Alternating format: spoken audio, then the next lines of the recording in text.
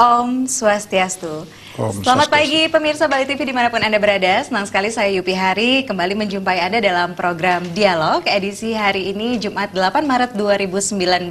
Dan pemirsa, kemarin umat Hindu sedharma telah melakukan tapa berata penyepian. Untuk itu kami keluarga besar Bali TV mengucapkan selamat merayakan Hari Raya Nyepi tahun Saka 1941. Semoga damai Nyepi selalu menyertai kita semua dan semoga kita selalu dalam lindungan Ida Sang Yang Widiwasa. Nah pemirsa, ini tidak hanya Hari Raya Nyepi saja, tahun ini juga merupakan tahun bersejarah bagi bangsa Indonesia karena bulan April nanti masyarakat Indonesia berpesta demokrasi memilih calon presiden dan juga calon wakil presiden serta legislatif sebagai perwakilan rakyat 5 tahun ke depan. Ini kenapa ya Mbak Yupi kok ngomongin Nyepi, ngomongin politik dan pesta demokrasi, ngomongin pemilu, ada apa nih sebenarnya? Nah pemirsa, dalam program Dialog kali ini kita akan membahas, tema kita kali ini adalah esensi Nyepi dan pemilu 2019. Untuk itu saya telah kedatangan seorang narasumber yang akan saya ajak berbincang-bincang terkait tema kita kali ini. Beliau adalah Wakil Ketua Umum DPP Prajaniti. Siapa lagi kalau bukan Bapak I Gusti Putu Arta, SPMSI. Om Swastiastu. Om Swastiastu, Mbak Yupi. Pak Putu, selamat pagi. Selamat pagi. Nyebrang, terbang ya Pak ya? Ya. Terbang langsung ke sini pagi-pagi udah ketemu sama kita semua dan menyapa pemirsa yang ada di rumah. Apa kabar, selamat Hari Raya Nyepi? Selamat Hari Raya Nyepi. Izinkan saya menyampaikan ucapan selamat Nyepi dulu. Silahkan Pak Putu. Selamat Hari Raya Nyepi kepada para pemirsa Bali TV dimanapun berada. Semoga spirit Nyepi hari ini bisa meningkatkan kualitas diri kita untuk bangsa dan negara. Amin, astukara gitu ya. Swaha ya. Pak Putu Arta ini sibuk banget kayaknya ya. Kemarin Pak setelah menjabat jadi ketua umum dari ini di Facebooknya bukannya tapi tambah sibuk gitu loh. Warawiri ke Sulteng. Ngapain Pak? Ya di Sulteng ada urusan politik begitu. Ada urusan politik. Tapi ke desa-desa loh Pak, masuk desa. Ya, saya kebetulan ingin menyerap aspirasi umat Hindu di sana. Sampai hari ini saya sudah masuk 72 desa dari 120 desa yang saya rencanakan. Wow, 120 desa Pak. Ya, itu ada desa Trans Bali di situ, Transmigran Bali yang jumlahnya 120 desa dari 13 kabupaten kota dan kita bisa menyerap seluruh persoalan-persoalan keumatan yang ada di sana. Pantes loh di medsosnya itu sibuk terus gitu Pak ya. Mengayomi masyarakat ternyata nih. Ya, menjaring aspirasi untuk disampaikan nanti di pusat begitu kira-kira. Betul sekali. Nah ini Pak, kita akan berbicara terkait Nyepi dan juga pemilu ini ya. Seperti kita ketahui kan Bapak ini memang konsen sekali terhadap yang namanya permasalahan-permasalahan umat Hindu juga ya Pak ya. Ya kebetulan juga karena mantan KPU ya dicoba dihubungkan lah dengan pemilunya. Betul. Esensinya seperti apa? Tapi nanti kita akan bahas Pak ya tema kita kali ini. Nah pemirsa jangan kemana-mana, kita akan segera kembali sesaat lagi. Tetaplah bersama kami.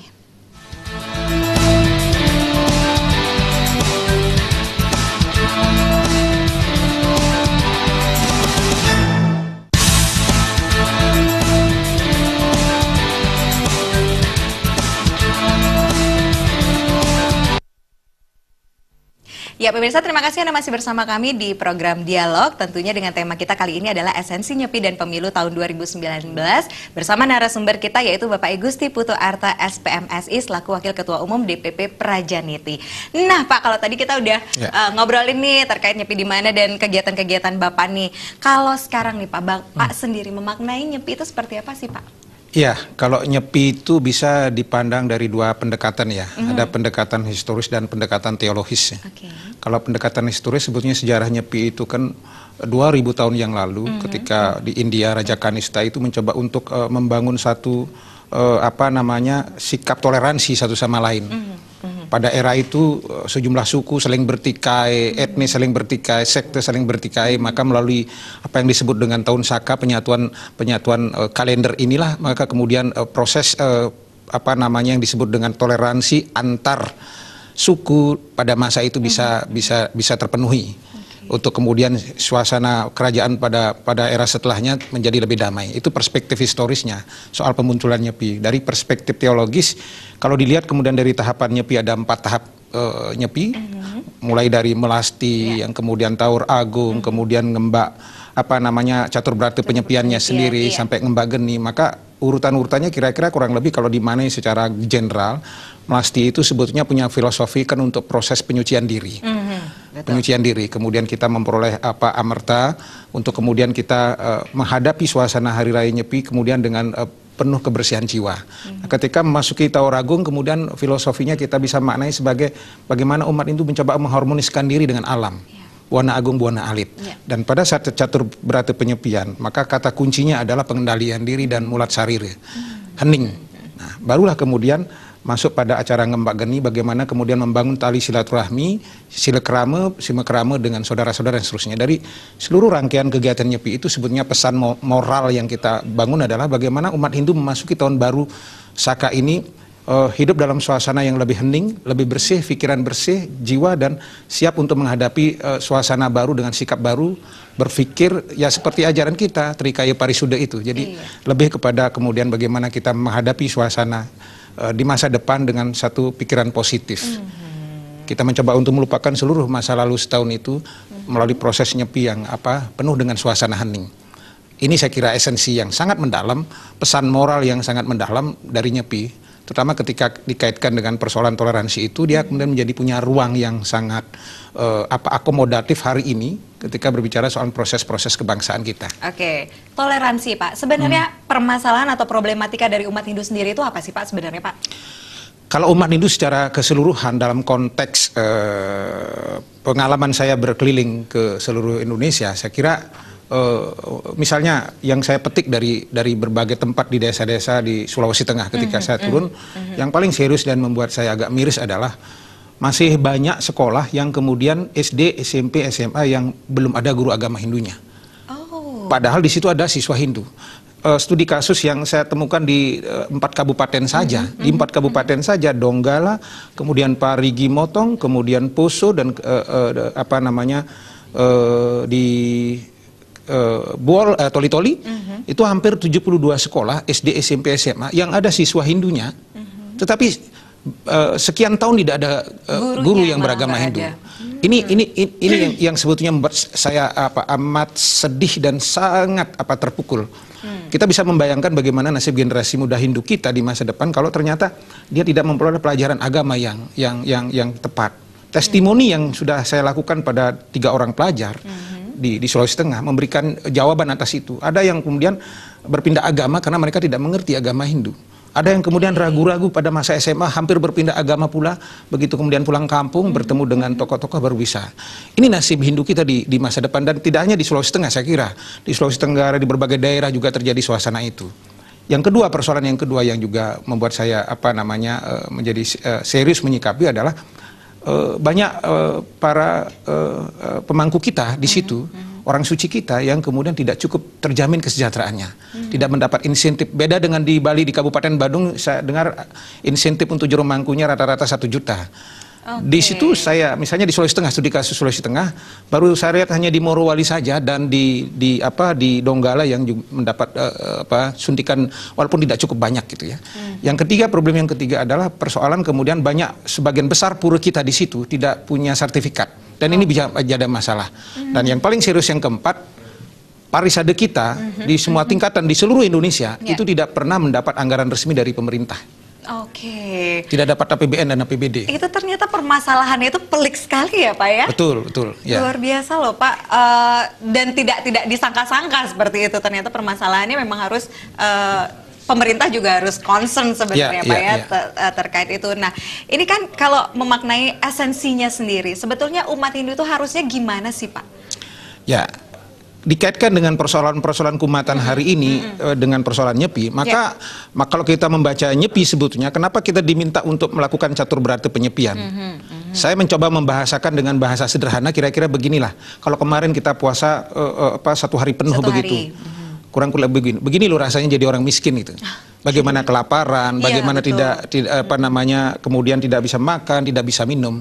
Maka hari ini umat Hindu, tokoh-tokoh Hindu dimanapun yang berlebihan harusnya punya rasa peduli, kepekaan, bahwa umat kita yang masih kekurangan pun mestinya harus bisa dibantu. Konteksnya dengan persoalan keumatan tadi itu sebetulnya adalah, kalau mengandalkan guru agama Hindu untuk dapat insentif yang layak dari pemerintah, maka sampai kiamat pun mungkin nggak akan selesai karena anggaran APBN terbatas. Maka menurut hemat saya, dimanapun berada hari ini umat Hindu yang berlebihan, apalagi di Sulawesi Tengah misalnya, dia harus mengikhlaskan diri untuk menjadi bapak asuh. Saya ingin mendengar misalnya besok hari ada orang kaya di Sulawesi Tengah, di Sulawesi Tenggara, di mana dia bertanya sama Parisadenya, di mana saya bisa membantu, ada kekosongan guru agama Hindu, biarlah saya yang membantu menggaji guru agama Hindu dengan layak itu. Kalau ini dilakukan, punya ini dilakukan, yadnya ini dilakukan, akan mulia sekali, jauh lebih mulia daripada sekedar misalnya mohon maaf kemudian kita membeli perhiasan kepura mewah-mewahan atau bikin pajegan mewah-mewahan, walaupun itu juga penting begitu. Tapi ini di depan mata persoalan kita. Esensi Nyepi sebetulnya dikaitkan dengan persoalan keumatan, saya kira ada di situ salah satunya. Oke, itu kalau dari segi permasalahan dari keumatannya Pak ya. Ini kalau kita kaitkan dengan pemilu nih Pak, pemilu 19 yang sebentar lagi nih, itu kaitannya gimana sih Pak sebenarnya? Iya, tema besar Parisade kita hari ini untuk Dharma Santi Nyepi saya kira juga sama. Ketika beberapa waktu lalu diterima panitia oleh Presiden, tema besarnya saya kira melalui catur berarti penyipian kita sukseskan pemilu tahun 2019. Ya. Pesan moralnya saya kira sederhana, bahwa dalam konteks keumatan, dalam konteks keagamaan kita, maka Hindu memberikan satu pesan moral yang sangat dalam bahwa siapapun umat Hindu hari ini harus setia kepada pemerintah. Maka kita mengenal ajaran Guru Wisesa, taat kepada pemerintah, loyal kepada pemerintah. Kemudian perspektif keumatan kita tidak hanya melulu kemudian berpikir soal bagaimana membangun diri, kualitas diri dalam bidang keagamaan, tetapi juga membangun kualitas diri dalam konteks kontribusi kepada bangsa. Maka kita mengenal terminologi yang namanya Dharmaning Negara. Bagaimana kita mengkontribusikan seluruh pikiran kita kepada negara. Maka kalau umat Hindu hari ini harus memilih pada tanggal 17 April nanti, maka itu bagian dari apa yang kita sebut sebagai implementasi dari Guru Wisesa tadi, dan bagian dari penjabaran apa yang disebut dengan Dharma Negara tadi. Maka kualitas pilihan kita pada saat itu, siapa calon presidennya, siapa calon DPR-nya, provinsi, pusat, kemudian DPD dan seterusnya, itu benar-benar harus didasarkan pada esensi Nyepi itu sendiri. Apa pesan moral Nyepi? Pesan moral Nyepi adalah bagaimana kemudian umat Hindu punya kejernihan berpikir. Kalau memang benar esensi Nyepi punya kejernihan berpikir, punya kewarasan akal sehat digunakan 17 April, maka cerita-cerita yang miris tidak akan terjadi. Misalnya, siapa yang mau bayar saya, udahlah itu yang saya coblos. Tidak akan terjadi. Tidak akan terjadi itu. Kemudian tokoh-tokoh umat lalu melacurkan diri. Siapa yang bawa uang ke pura, siapa yang bawa uang ke desa adat, siapa yang mau bantu Parisade dengan 100 sak semen, sudah itulah yang akan diberikan suara. Tidak akan terjadi hal seperti itu. Yang akan terjadi kalau kemudian Nyepi menjadi spirit dalam 17 April, apa yang akan terjadi kemudian seluruh tokoh akan berpikir siapa calon presiden, siapa calon DPR pusat, siapa calon DPRD provinsi, kabupaten dan DPD yang betul-betul kita pilih dan kita kemudian sosialisasikan kepada kerama di sana yang bisa membawa perubahan bagi umat Hindu. Karena kita memilih wakil, memilih wakil karena itu kita memilih wakil umat. Siapa yang mau menyelesaikan persoalan-persoalan keumatan soal kekurangan guru agama Hindu kalau bukan wakil rakyat kita yang ada di situ? Karena misalnya kalau kita punya anggota DPRD provinsi, kabupaten kota yang beragama Hindu di situ, dia yang berani gedor meja di dalam persidangan. Pak Bupati tolong bantu itu, kita kurang guru agama Hindu di sana. Pak Bupati tolong bantu, kita tolong dibantu kemudian bagaimana Parisade kita biar dapat anggaran yang cukup, tidak seperti umat lain dapat anggaran kok kami tidak dapat misalnya. Hal-hal semacam ini kan harus kemudian jadi concern bagi tokoh-tokoh umat dalam proses pilihan politik di 17 April nanti. Jangan lagi, mohon maaf, jangan lagi kemudian kita jadi tokoh umat, mohon maaf, melacurkan diri. Saya sering mengatakan kadang-kadang ide betarenya pun diajak korupsi. Misalnya begini, orang datang begini, Mbak Yupi, orang datang ke sini, Pak ini lagi mau bangun Padmasana, mau bangun penunggu karang segala macam, penyengker pura segala macam, tolong saya dibantu. Saya percaya betul kalau beliau misalnya dia di atas itu bisa telepon kita, mungkin marah-marah ide betar kita. Leluhur kita marah, weh jangan kita dijual-jual begitu misalnya. Semacam maka pikiran-pikiran suci inilah yang seharusnya mendasari bagaimana kemudian proses pemilihan anggota DPR. Bahwa nanti yang jadi soal adalah Pak Putu jangan-jangan sudah jadi anggota DPR dia lupa sama kita. Setelah 5 tahun dia tidak lagi mengunjungi kita. Setelah 5 tahun kemudian tidak ingat, telepon pun, mobil pun ditutup segala macam. Justru di situ ruang Nyepi hari ini dipakai perenungan yang sangat mendalam oleh tokoh-tokoh umat Hindu di seluruh Indonesia untuk memilih dari sekian calon yang ada, dari sekian calon Hindu yang ada, mana yang betul-betul kemudian layak kita pertaruhkan harapan dan martabat keumatan kita. Caranya bagaimana? Rekam jejaknya kita cek betul ke belakang rekam jejaknya. Siapa betul-betul kemudian orang yang hari ini menjadi caleg Hindu, apakah benar-benar ada perjuangan jejak keumatannya dalam apa tidak? Jangan-jangan misalnya mohon maaf tiba-tiba kemarin jualan tanah karena hanya beragama Hindu dia nyalon. Padahal jejak keumatannya tidak jelas. Banyak loh Pak yang seperti ya, itu. seperti ya makanya. Itu kan namanya haji mumpung. Iya, benar-benar. Hari ini tiba-tiba berteriak, "Oi, Hindu tolong pilih orang Hindu, Bali tolong pilih orang Bali," tetapi jejak keumatannya tidak ada gitu misalnya. Ada, ya, betul, hanya sekedar kemudian menjual umat Hindu untuk proses pemilihan umum, setelah itu selesai.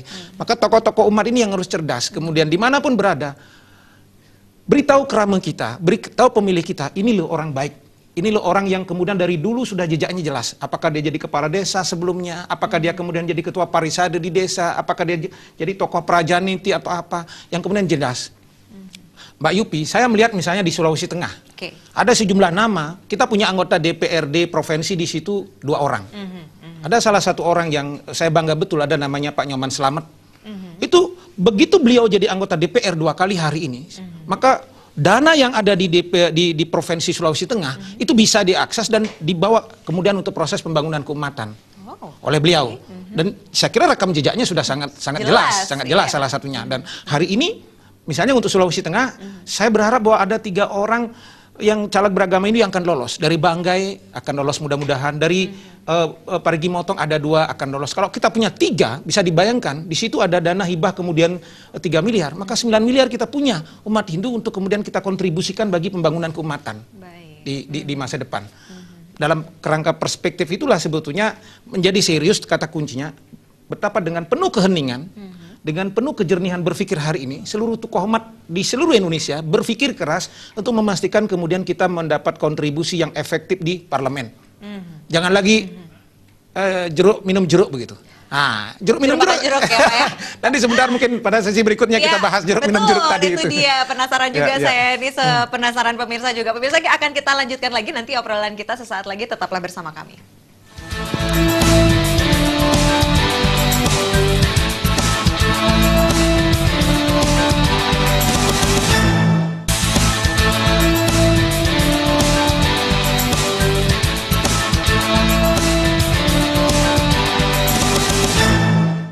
Ya pemirsa, terima kasih Anda masih bersama kami dengan tema Esensi Nyepi dan Pemilu tahun 2019 bersama narasumber kita Bapak Igusti Putu Arta SPMSI selaku Wakil Ketua Umum DPP Prajaniti. Tadi kita sudah ngobrol-ngobrol nih Pak ya, aduh saya sampai penasaran ini. Ada istilah jeruk minum jeruk. Itu apa Pak sebenarnya? Begini, ada beberapa daerah pemilihan, karena saya tahu Sulawesi Tengah, jadi terpaksa saya ngomong Sulawesi Tengah ya. Misalnya ada sebuah dapil di Parigi Motong, tersedia kursi 5. Ada 5 aja, oke.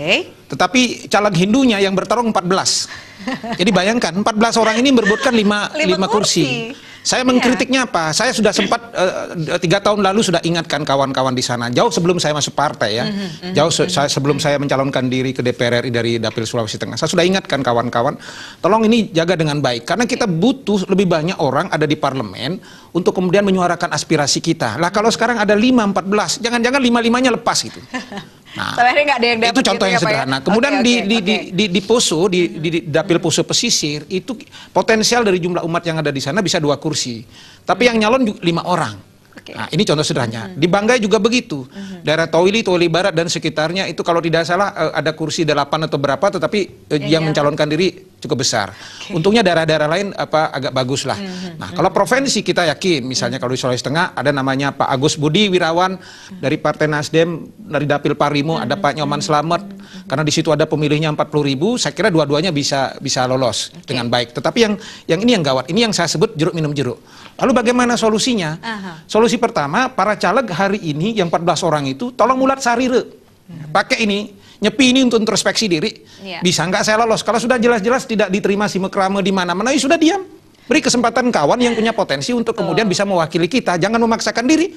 Daripada habis uang 200 juta, 300 juta, nanti ketemu saya kemudian di tol lain, nanti pakai tanah dalam di jalan-jalan gitu. Karena bodoh gitu kan. Jangan sampai ya Pak ya. Ya artinya karena tidak ngukur diri. Betul. Tidak menggunakan diri itu ya. Betul. Makanya ini kan suasananya ini jadi bagus sekali untuk mulat sarir. 14 orang ini silakanlah bertanya kepada diri sendiri. Bisa tidak saya memperebutkan 1 kursi yang tersisa itu?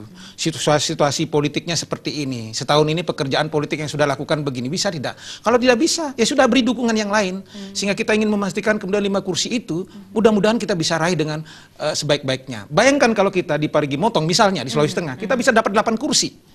8 kursi, kalau di situ ada dana bansos misalnya 1 miliar, maka 8 miliar sudah bisa akan salah satunya mengatasi persoalan-persoalan kita tadi itu.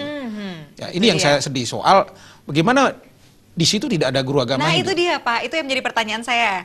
Guru agama bisa nggak ada gitu loh Pak. Itu penyebabnya apa? Kalau Bapak melihat dari kacamata Bapak saya sudah telusuri, makanya ini yang saya jujur saja masuk 70 dada saya itu kadang sampai menangis segala macam melihat situasi seperti ini dan marah gitu ya. Marahnya kenapa? Contoh sederhana saja. Di Kota Raya, itu Kota Raya orang Bali, Trans Bali itu kaya-kaya betul. Rumahnya itu bisa sampai 50 meter, 100 meter itu lebarnya. Luar biasa. Tapi bisa 3 kilo, 4 kilo dari sana. Ada namanya Desa Persatuan Utara, Kantong Bali Swakarsa. Itu ada 2 SD, tidak ada guru agama Hindunya. Hampir 10 tahun. 10 tahun 10 tahun tidak ada guru agama. Lalu kemudian ketika kemudian rapotan, bendesanya ditanya, ini kira-kira orang ini berapa dapat agama? Saya tidak bisa saya speechless lah, saya tidak bisa bicara sama sekali. Dan itu terjadi di berbagai daerah. Kemudian guru agamanya juga ada, honornya cuma 250.000 dari bansos. Ya, memang persoalannya ada di Kementerian Agama, jatahnya sangat terbatas dan inilah sebetulnya kita butuh anggota DPR RI bersuara kencang. Saya berharap teman-teman dari Dapil Bali sebagian besar nanti harus bersuara seperti ini kepada pemerintah. Betapa kemudian dana yang kalau tidak salah 62 triliun di Kementerian Agama, ranking ketiga dari seluruh kementerian, itu juga bisa kita nikmati lebih banyak. Kita minta kemudian jatah guru agama diperbesar sehingga ada lebih banyak lagi untuk guru agama. Kita tidak bisa seperti itu kalau kita punya wakil rakyat di kabupaten, kita punya wakil rakyat di provinsi, dia yang harus berani dalam tanda kutip marah sama bupati. Ini yang waktu saya lakukan seminggu yang lalu, saya memfasilitasi kebetulan selaku Prajaniti memfasilitasi teman-teman tokoh Hindu di Donggala, hampir semuanya datang bersama bupatinya Pak Kasman Lasa. Kita ngomong, Pak Bupati ini tidak ada guru agama 15, beliau sanggupi. Oke Pak Putu, mana saja desa, sampai dicatat. Saya bantu 15 guru agama Hindu. Sudah di list gitu sudah deal. Kemudian ini ada persoalan begini, termasuk urusan tidak ada pencatat nikah. Jadi kalau nikah di situ di Donggala, kita beragama Hindu gitu bisa nikah gitu. Yang mengesahkan orang Kristen gitu. Ini kan sudah lama dan akhirnya bupatinya bilang, oke, kita segera angkat pencatat guru agama. Apa artinya? Komunikasi itu tidak terbangun. Elit tidak membangun komunikasi karena kita tidak punya anggota DPRD kabupaten yang punya nyali untuk menggedor persoalan itu sehingga kemudian persoalan itu bisa terselesaikan dengan cepat. Kita tidak bisa berharap dari bupati untuk segera seluruh masalah terselesaikan. Maka opsi yang ketiga adalah tolong deh, siapapun yang merasa punya harta berlebih di Bali, di Jakarta, di Surabaya, di Sulawesi Tengah, dimanapun berada, sekarang saatnya untuk menjadi bapak asuh. Untuk mengisi anak-anak kita, generasi kita. Apa susahnya misal mau di Bali kan banyak orang kaya. Ada Cok Krisna, ada Pak Wirata, macam-macam. Tiba-tiba transfer rekening begitu misalnya. Jadi bapak asuh untuk 100 guru agama Hindu, cuma nilainya 7,5 juta begitu, 750.000 tiap orang. Atau orang kaya yang di Kota Raya misalnya jadi bapak asuh di Tolaya ada orang kaya, di Towili ada orang kaya. Bertanya sama Parisade, di mana saya bisa mayadnya hari ini, mempuni hari ini. Untuk kemudian jangan sampai kosong guru agama Hindu kita di situ. Apa sih nilainya kalau sekedar cuma 750.000 per bulan untuk menanggung satu guru agama, tetapi itu sangat bermakna betul bagi kemudian kehidupan keagamaan kita di sana. Dampaknya luar biasa ya Pak. Saya memberi contoh paling sederhana Mbak Yogi. Saya pernah ke Napu. Napu itu seperti kalau di sini Kintamani. Tinggi banget itu tempatnya. Jadi kita ke sana sekitar 30 kilo. Di situ ada tiga SD. Jadi aksesnya agak terbatas ke sana. Tetapi 2 SD kosong. Nah, ini kemudian kalau tidak ada intervensi dari pemerintah, tidak ada intervensi dari tokoh-tokoh umat yang berlebih, tidak akan bisa. Makanya begitu kita ketemu tokoh umat di sana, saya sampaikan, Mbak Yuni, jadi guru agama di SD ini, tolong bantu ajar ini, SD ini, siap. Berapa sekarang honornya? 250.000. Sudahlah, mulai 1 Maret ini, tolong mengajar di sana, per 1 April, saya katakan saya berani garansi bahwa 1,5 juta sudah masuk ke transfernya ke rekeningnya Mbak Yuni. Harus ada yang berani seperti itu. Dikembalikan lagi fungsinya sebagai wakil rakyat, Pak. Ya, betul. Nanti wakil rakyat kita kemudian menggedor. Nah, kira-kira pada perspektif itulah sebetulnya. Iya, betul. Kenapa kemudian dalam kerangka nyepi seperti sekarang ini kita sangat berkepentingan bahwa umat Hindu harus berkontribusi secara produktif dalam proses pemilu. Tidak lagi kemudian milih wakil rakyat, apalagi kalau di luar Bali. Kalau di Bali itu kan kadang-kadang sudah pragmatismenya sudah sangat besar. Masuk ke desa adat kalau tidak ada 10 juta nggak bisa. kemudian Surya Siu dan seterusnya nggak ada. Padahal kemudian wakil rakyatnya nanti tidak bisa mengemban tugas-tugas keumatan dengan baik gitu. Nah, maka maksud saya begini, jangan lagi bendese, jangan lagi ketua parisade, jangan lagi tokoh agama dalam tanda kutip melacurkan wilayahnya, melacurkan suara umat untuk kepentingan sesaat seperti itu.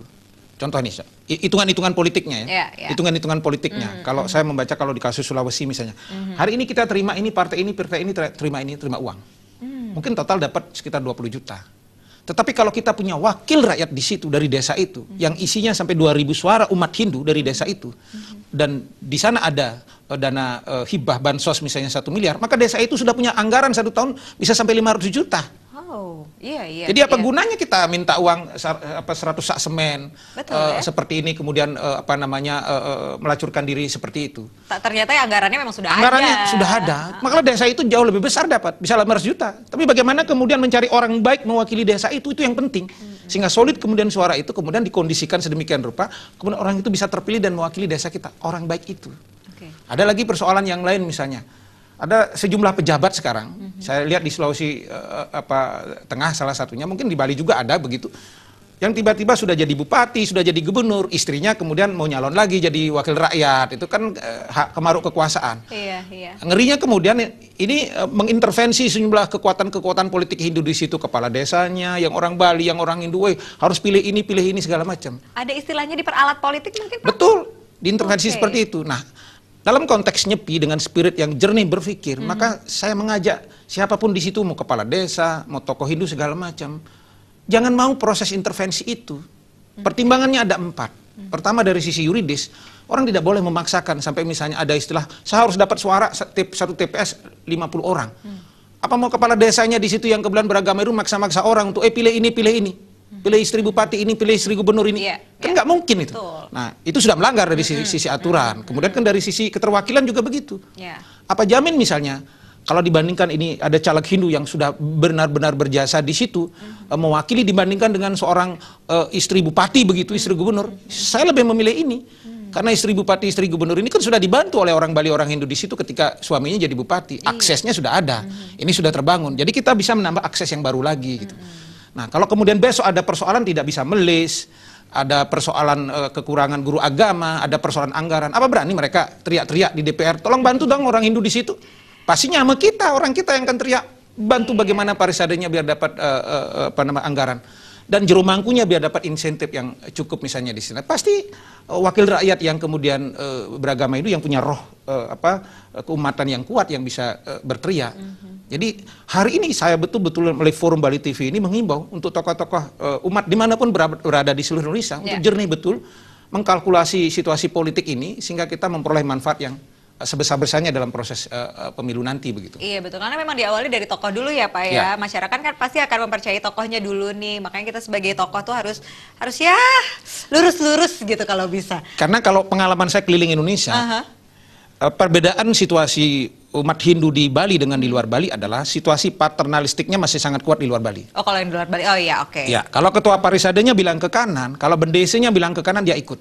Karena informasi krame di situ relatif agak kurang menyangkut masalah tokoh-tokoh politik. Siapa yang jadi calon anggota DPR, siapa yang ini. Nah, yang jadi soal adalah kalau kemudian tokohnya sendiri, tokoh parisadenya, tokoh bendesenya bisa dibeli oleh kekuatan di luar itu, yang kemudian dia kemudian menguntungkan dirinya sendiri gitu, tidak menguntungkan kepentingan umatnya, maka dia akan mempengaruhi umatnya dan berjualan untuk kepentingan dirinya sendiri. Tolong pilih si A, padahal jelas-jelas misalnya di desa itu punya tokoh umat atau di daerah itu punya tokoh umat yang capable, yang rekam jejaknya jelas. Bahasa sederhananya, kalau dia jadi DPR, saya juga nggak dapat apa-apa, lebih baik yang nerima uang saja saya arahkan umat saya. Nah ini kan dalam tanda kutip mohon maaf, pikiran-pikiran yang salah kalau kita sebagai tokoh. Nah, pun saya mengkritik keras teman-teman yang sekarang hari ini jadi anggota DPRD kabupaten dimanapun berada. Kalau sampai sudah jadi anggota DPR 10 tahun, 5 tahun, kok masih bisa terjadi kekurangan guru agama Hindu di daerah pemilihannya sendiri. Kemana saja mereka selama ini? Gitu. Ya, 10 tahun loh Pak. Jangan, saya katakan begini, wakil rakyat itu harus mengurus agenda-agenda strategis dan ada namanya agenda-agenda taktis. Apa itu agenda taktis? Oh, ngurusin bansos dipakai untuk bikin penyengkar, itu taktis itu. Tetapi kalau di dapil Anda sebagai anggota wakil rakyat, kemudian di situ jelas, oh di dapil saya kok ada guru agama kurang 6. Itu serius sih. Oh di dapil saya ternyata parisadenya kok tidak dapat dana yang cukup dari pemerintah. Ributlah di DPR. Minta itu anggaran yang ada di pemerintah untuk kemudian diberikan kepada parisade kita. Oh ternyata juru mangku kita di sini jumlahnya ada 15, kasihan BPJS pun nggak punya. Insentif tiap bulan pun nggak ada begitu. Dia harusnya dia wakil rakyat, malu dan sedih gitu. Bukannya malah tidak peduli seperti sekarang. Itu yang harusnya dibereskan pertama kali, baru bicara kepentingan taktis yang lain. Kalau urusan gong penting, betul. Urusan kemudian membangun penyengkar betul penting. Membangun SD mungkin penting, iya. Tapi kalau problem-problem strategis ini tidak terselesaikan dengan baik, buat apa jadi wakil rakyat gitu? Kalau besok 5 tahun, 10 tahun lagi anak kita kemudian tiba-tiba tidak ada lagi yang beragama Hindu di tempat itu, hanya karena kemudian kita sebagai orang tua hari ini tidak peduli terhadap proses pendidikan keumatan di sana, maka tidak perlu lagi ada wakil rakyat sebetulnya. Iya ya Pak ya. Concern masyarakatnya harusnya di situ. Betul. Baik, tahan dulu Pak. Nanti kita akan ngobrol lagi nih. Menarik sekali perbincangannya. Kita masih akan ada sesi lagi. Pemirsa jangan kemana-mana, tetaplah bersama kami sesaat lagi.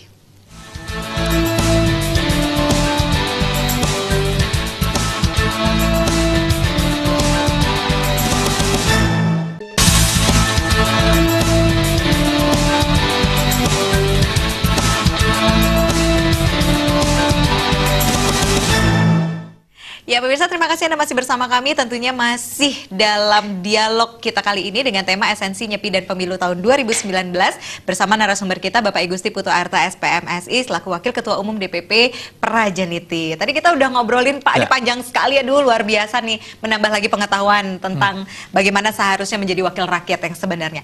Ngomongin soal legislatif Pak, wakil rakyat Pak, banyak sekali nih calon-calon nih, caleg-caleg, ini banyak banget Pak, sedangkan kursi yang dipilih tidak sebanyak calegnya gitu ya.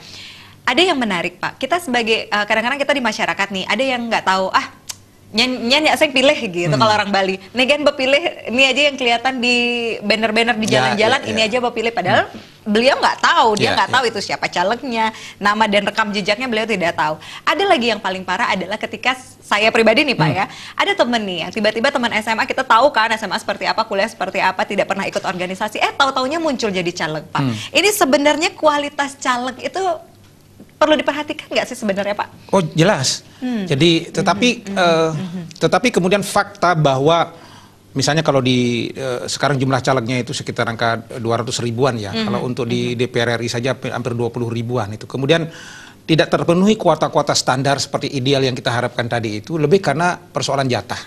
Katakanlah misalnya di undang-undang ada keterwakilan perempuan 30%. Mohon maaf, kadang-kadang partai itu yang penting perempuannya mau mengisi jatah 30% itu ya sudahlah, itu saja. Ikut saja. Nah, atau misalnya list untuk caleg-caleg yang lain juga. Oleh karena itu, maka sebagai pemilih menurut hemat saya hari ini suasana kebatinan nyepi hari ini, sekali lagi kita bawa ke nyepi, suasana kejernihan berpikir, suasana membangun kemudian sikap untuk makin peduli, suasana kemudian untuk makin mulat sarir. Tolong deh, ini kita pakai sebagai satu pintu masuk untuk menuju 17 April nanti. Kita renungkan dalam hari ini, kalau besok saya milih calon presiden, siapa yang saya pilih? Yang menjamin integritas dan kemudian dinamika keumatan kita di Hindu Indonesia itu tetap ajak. Calon presiden mana dari dua ini yang kemudian harus kita pilih? Saya yakin umat Hindu paham mana yang harus dipilih, karena rekam jejak dua calon ini soal pluralisme segala macam juga ada. Termasuk soal DPR RI juga demikian. Saya dari dapil mana, siapa yang bisa saya titipi aspirasi saya sehingga persoalan saya di provinsi saya untuk proses keumatan saya bisa berjalan. Kalau kebetulan di Sulawesi Tengah ada anggota DPR RI orang Hindu, silakan. Kalau kemudian di Sulawesi Tenggara tidak ada, siapa yang bisa dititipi? Tokoh-tokoh umat silakan bekerja dengan baik hari ini, datangkan mereka, beritahu masalah keumatan kita apa, Anda siap tidak membantu kita menyelesaikan aspirasi ini, kita akan pilih Anda. Seperti itu yang harus kemudian kita lakukan, dan ini sosialisasikan betul kepada Kerama dengan baik sehingga kita punya keterwakilan. Walaupun dia bukan orang Hindu, tetapi dia kemudian bisa membantu kita secara serius, silakan. Tapi kalau kemudian dia ada di antara pilihan-pilihan itu ada orang yang bukan orang Hindu, tapi ada orang Hindu yang punya kapabilitas, ya sudah, teman kita yang kita pilih karena kita punya keyakinan bahwa dia akan bisa berteriak lebih lantang mewakili umat begitu misalnya. Dalam konteks misalnya di DPRD kabupaten kota, saya kira apalagi ruang lingkupnya lebih sempit, kita lihat kemudian orangnya siapa. oh ini kira-kira sudah biasa ngayah di desa, ini sudah pernah jadi parisade, ini rekam jejaknya jelas. Jangan kemudian tiba-tiba orang yang tidak jelas rekam jejaknya, tidak pernah kemudian peduli kepada umat di situ, karena kita tidak punya cukup wawasan, lalu kemudian dipilih misalnya. Atau jangan lagi ada pikiran seperti tadi, wahnya dia yang penting coblos dogen. Itu artinya kita sebagai umat Hindu tidak menggunakan spirit hari ini, Nyepi ini, untuk kemudian mulat sarire, untuk kita pertanggungjawabkan suara kita kepada Ide Sangyang Widiwasa pada tanggal 17 April. Karena kita harus mempertanggungjawabkan suara kita. Apakah kemudian, contoh sederhana, kita salah memilih calon pemimpin, tiba-tiba kelompok garis keras fundamentalis kemudian berkeliaran di mana-mana. Kemudian itu yang mempengaruhi kita tidak nyaman melakukan ritual keagamaan. Baru kita kemudian ngeh dan kemudian merasa bersalah pada diri sendiri. Sudah terlambat. Sudah terlambat. Nah, termasuk kemudian kita harusnya bisa punya wakil rakyat yang bisa membantu seluruh persoalan-persoalan keumatan kita. Tapi kita tidak gunakan akal sehat kita untuk memunculkan orang baik itu untuk tampil sebagai wakil rakyat kita. Dan kita jangan berikan dia cek kosong. Aja dia berdiskusi. Ini ada persoalan keumatan seperti ini, Anda bisa bereskan nggak? Bila perlu rekam, videokan. Kalau dia ingkar janji, cari dia. Bila perlu hukum secara sosial, bikin dia viral kemudian kalau kemudian dia tidak lupa pada janji-janjinya. Transparan harus berarti Pak ya? Betul. Transparan dan bertanggung jawab berarti Pak. Artinya apa? Pemilih kita sekarang satu suara itu tidak boleh kemudian kita anggap remeh gitu. Betul. Karena akan sangat menentukan persoalan kita berbangsa bernegara 5 tahun lagi. Itu tadi saya contohkan ekstrim, memilih pemimpin misalnya, presiden atau apapun. Salah kita kemudian tiba-tiba sistem kenegaraan kita diubah gitu misalnya. Karena kita salah memilih pemimpin, baru kita kemudian menangis darah. Nggak bisa lagi, sudah terlambat. Jangan-jangan situasi kemudian menjadi tidak membaik, kehidupan kebangsaan kita menjadi tidak membaik. Maka saya kira kita sebagai anggota masyarakat yang kemudian atas dasar filosofi Dharma Negara tadi tidak menggunakan kewajiban politik kita betul-betul atas izin beliau untuk kita pertanggungjawabkan di surat suara dengan sebaik-baiknya. Ini yang harus kita kemudian hindari.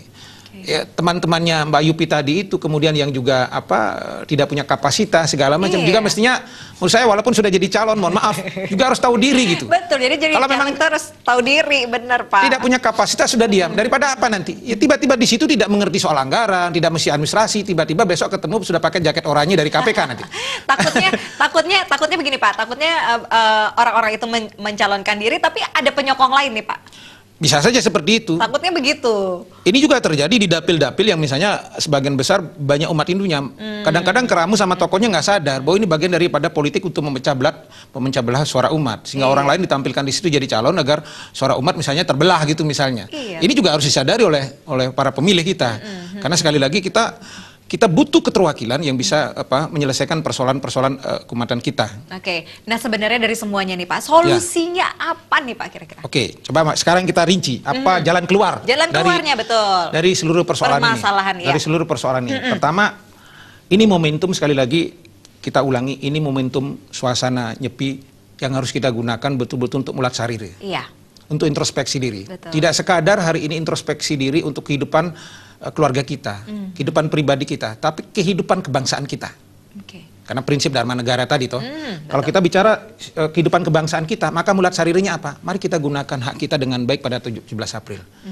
Maka solusi yang terbaik hari ini adalah pertama bagi para calon anggota legislatif yang hari ini kemudian sudah terpilih dan menjadi ingin mencalonkan diri kembali, yang kemudian sudah meminta suara dari umat Hindu. Tolong renungkan baik-baik, ke depan programnya harus betul-betul lebih strategis. Ya, saya misalnya di Sulawesi Tengah, jangan sampai kemudian 2019-2020 masih ada persoalan kok guru agama Hindu tidak ada di sekolah-sekolah itu. Ya, rugi Anda jadi wakil rakyat, saya bilang begitu, karena tidak menyelesaikan persoalan strategis. Jadi wakil rakyat kita yang hari ini sudah terpilih, yang hari ini kemudian diberi mandat dan mencalonkan diri lagi, fokus pada persoalan-persoalan strategis keumatan. Kemudian bagi mereka yang menjadi calon, ukur diri hari ini. Oh tadi saya katakan di Tolai ada 5 kursi, tetapi calon yang bertarung 14 orang ini harus sudah mengukur diri gitu. Saya kira-kira bisa masuk atau tidak, sehingga tidak makan jeruk tadi, sehingga suaranya kemudian tidak terbelah. Jangan-jangan malah umat Hindu di situ tidak ada wakil nanti, karena kita saling pak-pak satu sama lain gitu ya. istilahnya menggerengin balungan tanpa isi gitu ya. Nah, ini kan yang terjadi. Jadi mulat sarir yang kedua ini bagi caleg-calegnya, sehingga dia akan memberi kesempatan. Silakan titipkan suara kepada calon kita yang kemudian bisa memberikan kontribusi di parlemen nanti dengan baik. Yang ketiga, untuk tokoh-tokoh umat, baik ketua parisade, kepala desa, bendese, mohon maaf. Cukup sudah kemudian menjual suara umat. Jangan melacurkan suara umat untuk kepentingan kemudian yang kemudian justru umat sendiri tidak memperoleh kontribusi yang efektif dari sana. Kalau sekedar untuk dapat bantuan 100 sak semen, uang bantuan 20 juta, itu sederhana. Tetapi Anda hari ini di desa itu, sampai bisa mengumpulkan 4.000 suara, maka 1 miliar dana bansos itu bisa Anda dapat kalau kita punya wakil di situ. Karena pasti wakil Hindu di situ, misalnya, Mbak Yupi yang kemudian jadi wakil rakyat di situ, didukung oleh 2 desa. 2 desa ini 2.000, ini 2.000. Maka tentulah dana bansos yang ada di sana akan dikucurkan di 2 desa ini. Artinya tiap desa kan dapat 500 juta. Sudah dapat, sudah ada anggarannya sendiri. Untuk DPR RI misalnya. Katakanlah di Parigi Motong itu ada sampai 40.000 suara. Ada orang yang kemudian diberikan suara 10.000 suara di situ. Kalau di dana aspirasi di pusat ada 10 miliar, harusnya kabupaten itu memperoleh dana 1 miliar. Tidak sekedar baru kemudian kita jadi tokoh umat dikasih 25 juta udah senang, dikasih 20 juta sudah senang, besok dikasih ogoh-ogoh bantuan 2 juta sudah senang. Padahal hak politiknya dia bisa dapat 1 miliar. Lebih dari itu. Lebih dari itu sebetulnya. Maka yang keempat, calegnya juga harus paham. Anda nanti dipilih di mana, siapa yang memberikan suara, maka itulah yang kemudian harus dijadikan atensi untuk jadi perhatian. Karena jangan lupa, kursi suara kita per 17 April itu akan dikonversikan selalu pakai uang oleh negara untuk diberikan dana politik kepada partai. 1.000 per suara. Jadi begitu sekali kita memilih selalu diuangkan tiap tahun untuk membiayai partai politik. Maka logika yang sama juga, kalau seseorang tampil jadi wakil rakyat di situ dan mewakili beberapa desa, maka fokus dia membangun di desa itu harusnya bisa lebih besar mendapat plafon anggaran. Keramunya sendiri yang sekarang. Yang terakhir, umat Hindu, para pemilih, hentikan berbagai macam atas alasan apapun politik uang. Besok ada orang nyerang 50.000, 100.000, Anda harus bangga mengatakan, maaf, saya tidak butuh uang itu. Suara saya terlalu mahal untuk saya gadekan dengan uang 100.000. Harus berani. Jangan malah kemudian tiba-tiba apang jemak bepis ini kang uang beli gini. Artinya kita tidak atau nggak duitnya diambil tapi dia nggak milih, Pak. Tidak juga, salah juga. Jadi nanti itu akan membuat ongkos pemilunya jadi mahal. Calegnya nanti masuk penjara besok-besok. Kalau seluruh ini kita bisa lakukan, kemudian apalagi yang lain langkah berikutnya selain keramunya, maka proses pencerdasan pemilih harus terus dilakukan oleh Badan Pengawas Pemilu, oleh KPU dan seterusnya. Ada persoalan yang lebih serius lagi, misalnya dalam teknis kepemiluan kita untuk memastikan suara umat bisa digunakan dengan baik. Apa itu? Ini termasuk di Bali. Coba dilihat, Mbak, kalau di Denpasar ini dan di Badung ini kan banyak pendatang, baik yang punya KTP Buleleng, Karangasem. Kalau mereka termasuk, kalau di tempat saya di Sulawesi Tengah, ada sekitar 3.500 mahasiswa yang kuliah di Palu, tetapi dia berasal dari Parigi Motong, dia berasal dari Poso, dia berasal dari Banggai. Kalau orang-orang ini tidak segera hari ini mengurus surat pindah memilihnya untuk kemudian mendapatkan A5, maka suara umat kita akan hilang.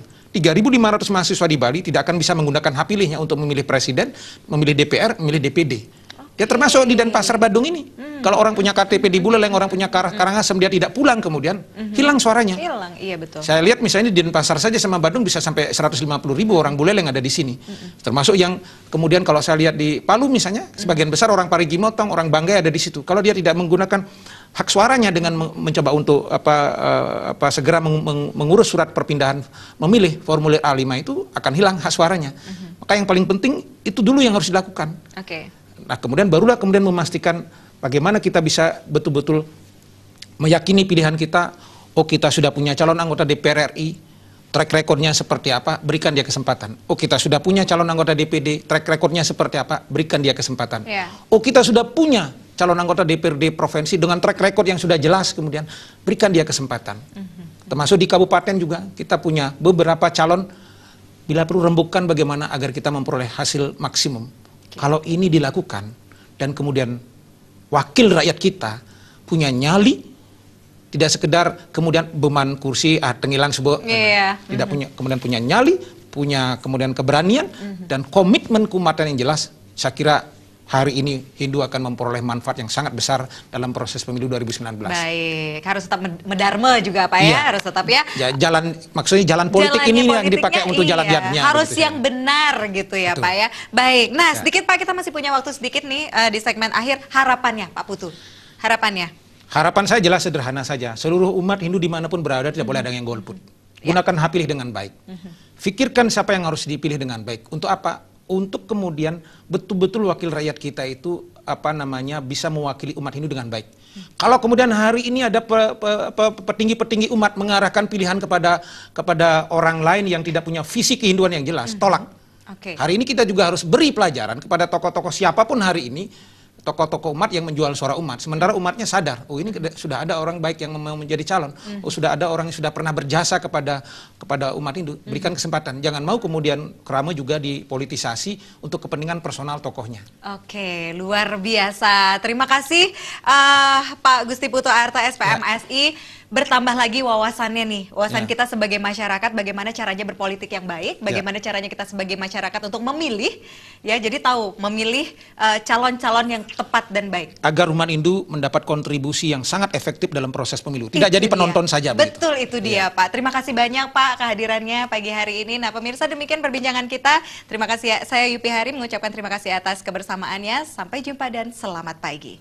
Om Santi Om.